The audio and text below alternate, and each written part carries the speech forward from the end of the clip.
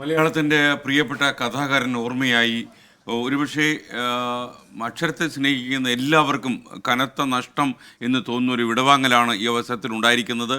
കഴിഞ്ഞ 7-8 പതിറ്റാണ്ടുകളായി മലയാളിയോടൊപ്പം സഞ്ചരിച്ച ഒരു എഴുത്തുകാരൻ്റെ വിടവാങ്ങലിലാണ് കേരളം ഇപ്പോൾ സാക്ഷ്യം വഹിക്കുന്നത്. കഴിഞ്ഞ കുറച്ച് അധികം ദിവസങ്ങളായി അദ്ദേഹത്തിന് ശാരീരിക പ്രശ്നങ്ങൾ ഉണ്ടായിരുന്നു. അദ്ദേഹം കോഴിക്കോട് ബേബി മെമ്മോറിയൽ ആശുപത്രിയിൽ ചികിത്സയിൽ കഴിയുകയായിരുന്നു.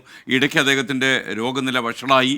എന്നാൽ വീണ്ടും അദ്ദേഹം അത്ഭുതത്തോടെ തിരിച്ചു വന്നു, മരുന്നിനോട് പ്രതികരിച്ചു തുടങ്ങി. വലിയൊരു തിരിച്ചുവരവ് എം ഡി നടത്തുന്നു എന്ന രീതിയിൽ ആളുകൾ വിശ്വസിക്കാൻ തുടങ്ങിയപ്പോഴാണ് അദ്ദേഹത്തിൻ്റെ വിടവാങ്ങൽ ഇന്നുണ്ടായത്. ഇപ്പോൾ അദ്ദേഹത്തിൻ്റെ മൃതദേഹം വീട്ടിലാണ് ഉള്ളത്. നാളെ വീട്ടിലായിരിക്കും പൊതുദർശനം. എം ഡിയുടെ ആഗ്രഹപ്രകാരം തന്നെയായിരിക്കും മകൾ അശ്വതി അദ്ദേഹത്തിൻ്റെ എല്ലാ വിടവാങ്ങലും അദ്ദേഹത്തിൻ്റെ സംസ്കാര കർമ്മങ്ങളും ഒക്കെ നടത്താൻ പോകുന്നത്.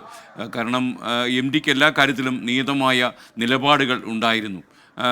കരുത്തനായിരുന്നു അദ്ദേഹം. ആ കാര്യത്തിൽ അഭിപ്രായ പ്രകടനങ്ങളിൽ അദ്ദേഹം ചുരുങ്ങിയ വാക്കുകളിൽ കാര്യങ്ങൾ പറയുമ്പോൾ ഏറുപടക്കങ്ങൾ പോലെ അത് വീണ് പൊട്ടി എന്നുള്ളതാണ് പലപ്പോഴും മലയാളികൾക്ക് ബോധ്യപ്പെട്ടത്. ഒരു സാഹിത്യം പഠിക്കാൻ താല്പര്യമുള്ള വിദ്യാർത്ഥി തുടങ്ങി ഗവേഷകർക്ക് പോലും അത്ഭുതമായി നിന്ന എഴുത്തുകാരൻ. ഒരുപക്ഷെ പ്രഭാവർമ്മയൊക്കെ സൂചിപ്പിച്ചതുപോലെ നമ്മുടെ ഈ സാഹിത്യം വിദേശ നാടുകളിലേക്ക് ആര്യ ആശ്രയ പോലെയോ അങ്ങനെയുള്ള വിദേശ പരിഭാഷകർ കാര്യമായിട്ട് പരിവർത്തനം ചെയ്യാൻ ശ്രമിച്ചെങ്കിൽ പോലും അദ്ദേഹത്തിൻ്റെ സർഗ സാഹിത്യങ്ങൾ വിദേശ നാടുകളിലേക്ക് കൂടുതൽ പ്രചരിച്ചിരുന്നുവെങ്കിൽ ഒരുപക്ഷെ നൊബേൽ സമ്മാനം പോലും എം ഡിയുടെ വീട്ടിലേക്ക് വന്നേനെ എന്ന കാര്യത്തിൽ സംശയമില്ല. ഒരുപക്ഷെ എം ഡിയെ വളരെ ബഹുമാനത്തോടെ കാണുന്ന പാണക്കാട് സാദിഖലി ശിഹാബ് തങ്ങൾ അദ്ദേഹത്തിൻ്റെ അനുശോചന സന്ദേശം പറഞ്ഞിട്ടുണ്ട്. അതിലേക്ക് നമ്മൾ പോവുകയാണ്. നമ്മെ ഏറെ വേദനിപ്പിക്കുന്നത് ഒരുപാട് കഥകളും നോവലുകളൊക്കെ അദ്ദേഹം എഴുതി. കഴിഞ്ഞ ഏതാണ്ടൊരു വർഷം മുമ്പ് അദ്ദേഹത്തെ കാണാനുള്ള ഭാഗ്യം എനിക്കുണ്ടായി.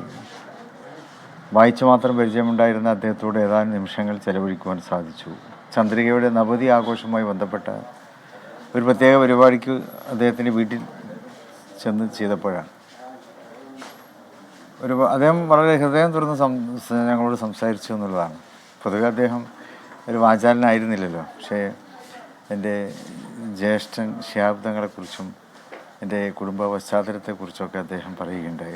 അദ്ദേഹത്തിന് അതറിയാം. അദ്ദേഹം ഞങ്ങളുടെ മലപ്പുറം അവിടെയാണല്ലോ, മലപ്പുറം ജില്ലക്കാരനാണ്. അപ്പോൾ ആ രീതിയിൽ തന്നെ ഞങ്ങളുടെ കുടുംബത്തെക്കുറിച്ചൊക്കെ അദ്ദേഹത്തിന് അറിയാം.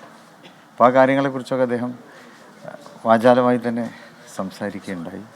പക്ഷെ അപ്പോഴൊക്കെ തോന്നിയിരുന്നു എന്തോ ചിലത് കൂടി എഴുതാൻ അദ്ദേഹം ബാക്കി വെച്ചിട്ടുണ്ട് എന്ന്. പക്ഷേ ഇപ്പോൾ അദ്ദേഹത്തിൻ്റെ വിയോഗത്തിൻ്റെ സന്ദർഭത്തിൽ നമ്മൾ വേദനിക്കുകയാണ്. ആ ബാക്കി വെച്ചത് അത് എഴുതാതെയാണ് അദ്ദേഹം യാത്രയായി പോയത് എന്നുള്ളത്.